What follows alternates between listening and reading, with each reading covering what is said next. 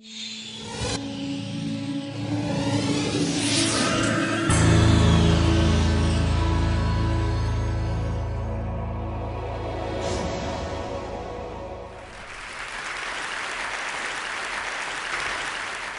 going to speak today about the relationship between science and human values. Now, it's generally understood that questions of morality, questions of good and evil and right and wrong, are questions about which science officially has no opinion. It's thought that science can help us get what we value, but it can never tell us what we ought to value.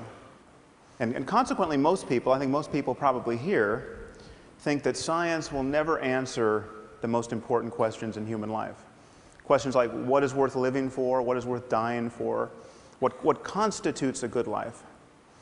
So I'm going to argue that this is an illusion, that the separation between science and human values is an illusion, and actually quite a dangerous one at this point in human history. Now, it's often said that science cannot give us a foundation for morality and human values because science deals with facts, and facts and values seem to belong to different spheres. It's often thought that there's no description of the way the world is that can tell us how the world ought to be. But I think this is quite clearly untrue. But values are a certain kind of fact. They are facts about the well-being of conscious creatures. Why is it that we don't have ethical obligations toward rocks? Why don't we feel compassion for rocks? It's because we don't think rocks can suffer. And if we're more concerned about our fellow primates than we are about insects, as indeed we are, it's because we think they're exposed to a greater range of potential happiness and suffering. Now, the crucial thing to notice here is that this is a factual claim. This is something we could be right or wrong about. I mean, if we've misconstrued the relationship between biological complexity and the possibilities of experience, well, then we could be wrong about the inner lives of insects. And there is no notion, no version of human morality and human values that I've ever come across that is not at some point reducible to a concern about conscious experience and its possible changes. I mean, even if you get your values from religion, even if you think that good and evil ultimately relate to conditions after death, either to an eternity of happiness with God or an eternity of suffering in hell, you are still concerned about consciousness and its changes. And to say that such changes can persist after death is itself a factual claim, which, of course, may or may not be true. Now, to speak about the conditions of well-being in this life for human beings, we know that there's a continuum of such facts.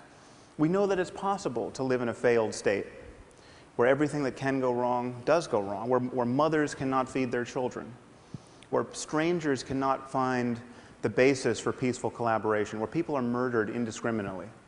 And we know that it's possible to move along this continuum towards something quite a bit more idyllic, I mean, to a place where a conference like this is even conceivable.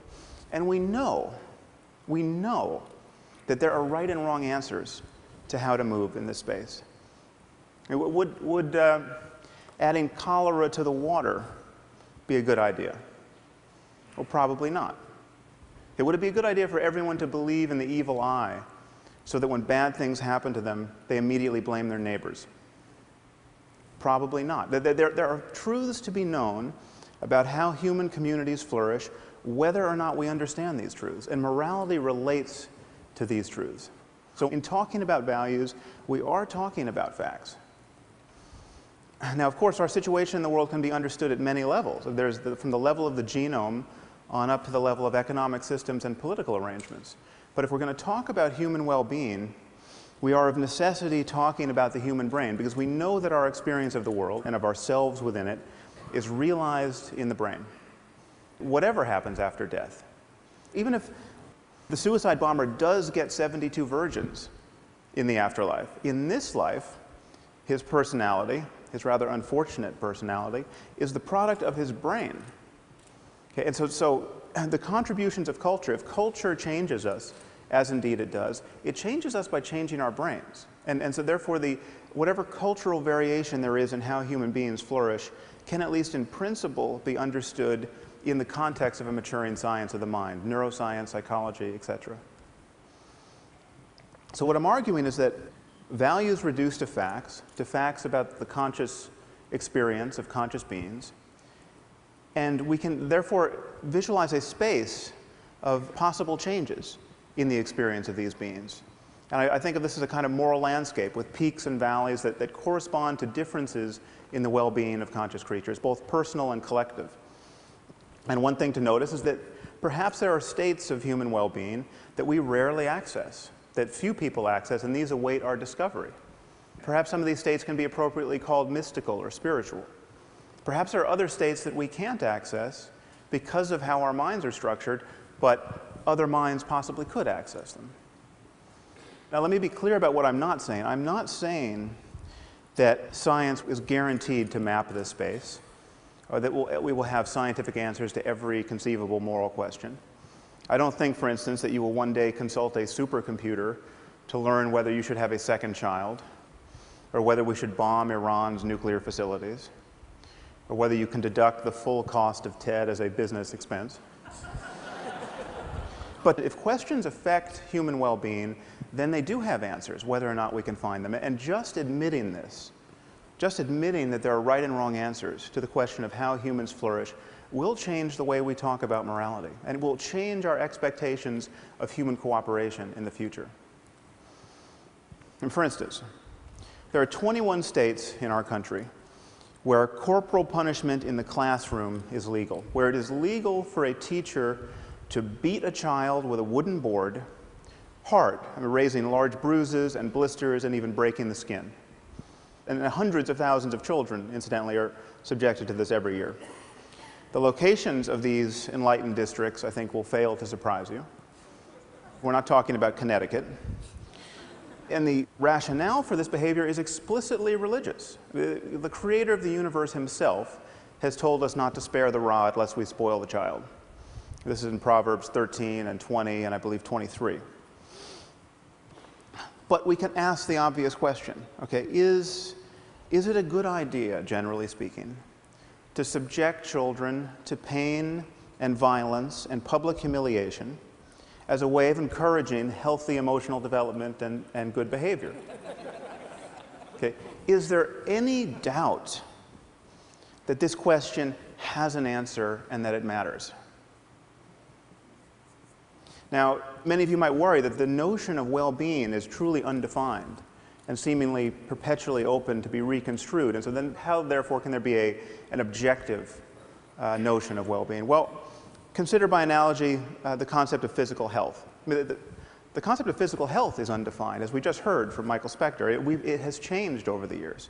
When this statue was carved, the average life expectancy was probably 30. Okay, it's now around 80 in the developed world.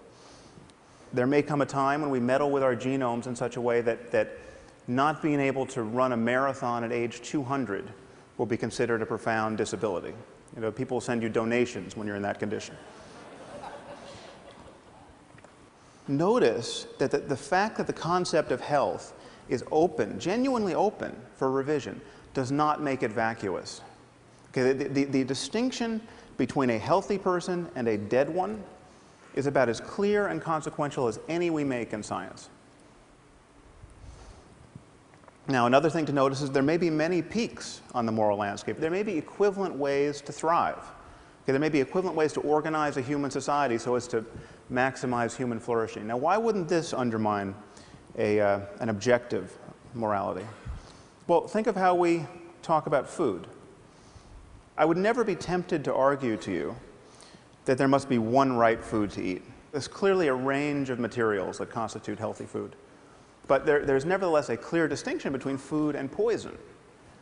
Okay, the fact that there are many right answers to the question, what is food, does not tempt us to say that there are no truths to be known about human nutrition.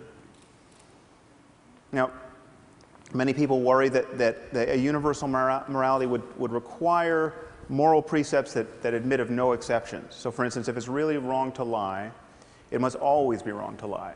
And if you can find an exception, well, then there's no such thing as moral truth. Now, why would we think this? Consider, by analogy, the game of chess. Now, if you're going to play good chess, a principle like don't lose your queen is very good to follow. Okay, but it clearly admits of exceptions. I mean, there are moments where losing your queen is a brilliant thing to do. There are moments where it's the only good thing you can do.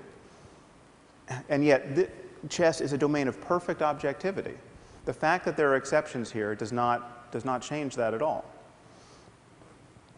Now, this brings us to the sorts of moves that people are apt to make in the moral sphere. Okay? Consider the great problem of women's bodies. What to do about them? Well, this is one thing you can do about them. You can cover them up. Now, it is the position, generally speaking, of our intellectual community that, while we might not like this, we might think of this as wrong in Boston or Palo Alto. Who are we to say that the proud denizens of an ancient culture are wrong to force their wives and daughters to live in cloth bags? I mean, who are we to say even that they're wrong to beat them with lengths of steel cable or throw battery acid in their faces if they decline the privilege of being smothered in this way? Okay, well, who are we not to say this? Who are we to pretend that we know so little about human well-being that we have to be non-judgmental about a practice like this? I'm not talking about voluntary wearing of a veil. I mean, women should be able to wear whatever they want, as far as I'm concerned. But what does voluntary mean in a community where, when a girl gets raped, her father's first impulse, rather often, is to murder her out of shame? Just let that fact detonate in your brain for a minute. Your daughter gets raped, and what you want to do is kill her.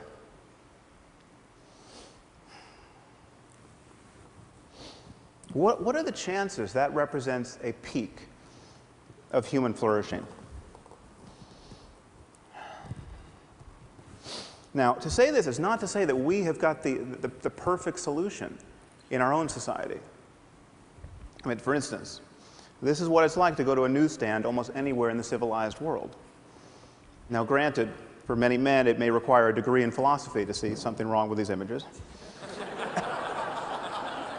But if we are in a reflective mood, we can ask, is this the perfect expression of psychological balance with respect to variables like youth and beauty in women's bodies? I mean, is this the optimal environment in which to raise our children? Probably not. Okay, so perhaps there's some place on the spectrum between these two extremes that represents a place of better balance. Okay?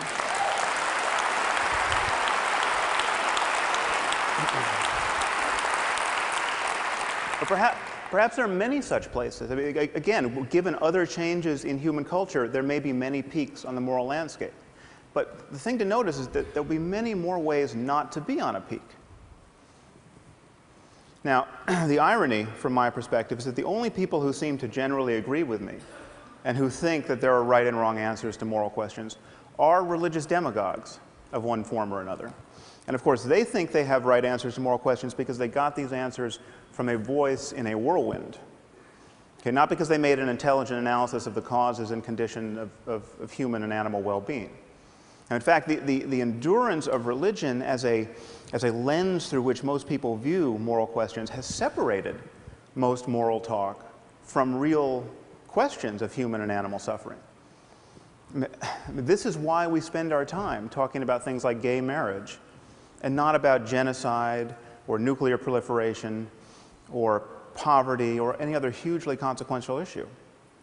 But the demagogues are right about one thing. We need a universal conception of human values.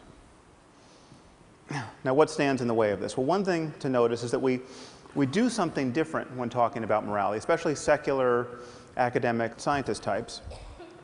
When talking about morality, we value differences of opinion in a way that we don't in any other area of our lives. So, for instance, the Dalai Lama gets up every morning meditating on compassion, and he thinks that helping other human beings is an integral component of human happiness. Okay, on the other hand, we have someone like Ted Bundy. Ted Bundy was very fond of abducting and raping and torturing and killing young women.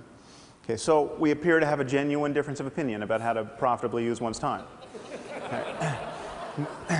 Most Western intellectuals look at this situation and say, well, there's nothing for the Dalai Lama to be really right about or for Ted Bundy to be really wrong about, that admits of a real argument, that it potentially falls within the purview of science. Okay, that he likes chocolate, he likes vanilla. There's nothing that one should be able to say to the other that should persuade the other. Now notice that we don't do this in science. On the left you have Edward Witten. He's a string theorist. If you ask the smartest physicists around, who's the smartest physicist around, in my experience, half of them will say Ed Witten. The other half will tell you they don't like the question. So, what would happen if I showed up at a physics conference and said string theory is bogus? You know, it doesn't resonate with me, it's not how I choose to view the universe at the smallest scale, I'm not a fan. Okay, well, nothing would happen because I'm not a physicist. I don't understand string theory. I'm the Ted Bundy of string theory. Okay? I wouldn't want to belong to any string theory club that would have me as a member. Okay? But this is just the point. Okay? Whenever we are talking about facts, certain opinions must be excluded. That is what it is to have a domain of expertise. That is what it is for knowledge to count. How have we convinced ourselves that in the moral sphere there is no such thing as moral expertise, or moral talent, or moral genius even? How have we convinced ourselves that every opinion has to count? How have we convinced ourselves that every culture has a point of view on these subjects worth considering? Does the Taliban have a point of view on physics that is worth considering? No. Okay. How is their ignorance? How is their ignorance any less obvious on the subject of human well-being?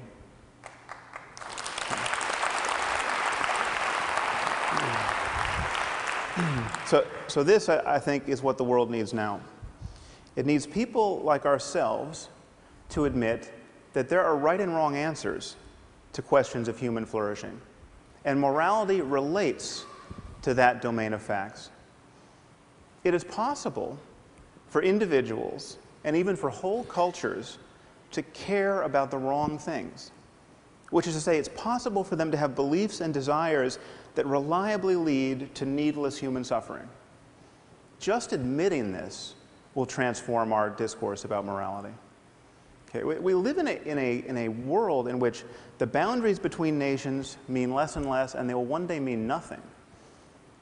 We live in a world filled with destructive technology, and this technology cannot be uninvented. It will always be easier to break things than to fix them. Okay, it seems to me, therefore, patently obvious that we can no more respect and tolerate vast differences in notions of human well-being than we can respect or tolerate vast differences in the notions about how disease spreads, or in the safety standards of buildings and airplanes. We simply must converge on the answers we give to the most important questions in human life. And to do that, we have to admit that these questions have answers. Thank you very much.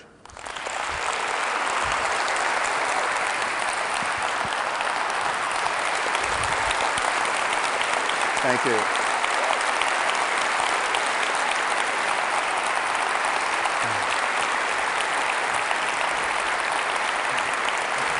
I've got a question. Sure. So, some combustible material there. Yeah. Whether in this audience or people elsewhere in the world hearing some of this, may well be doing the screaming with rage thing after as well, some of them. Language seems to me is really important here. When you're talking about the veil, you're talking about women dressed in cloth bags. You know, I've lived in the Muslim world, spoken with a lot of Muslim women, and some of them would say something else. They would say, no, you know, this is a celebration of female specialness. It helps build that, and it's an expression, it's a result of the fact that, and this is arguably a sophisticated psychological view, that male lust is not to be trusted. Right. I mean, can you engage in a conversation with that kind of woman without seeing kind of cultural imperialist? Yeah, well, I think this is, I tried to broach this in a sentence watching the clock ticking, but the question is, what is voluntary in a context where men have certain expectations and and you're guaranteed to be treated in a certain way if you don't veil yourself. And so if anyone in this room wanted to wear a veil or a very funny hat or tattoo their faces, or, I mean, I think we should be free to voluntarily do whatever we want, but we have to be honest about the constraints that these women are placed under. And so I think we shouldn't be so eager to always take their word for it, especially when it's 120 degrees out and you're wearing a full burqa. A lot of people, want to believe in this concept of moral progress, but can you reconcile that? I think I understood you to say that you could reconcile that with a world that doesn't become one-dimensional, where we all have to think the same. Paint your picture of what, rolling the clock 50 years forward, 100 years forward, how you would like to think of the world, balancing moral progress with richness.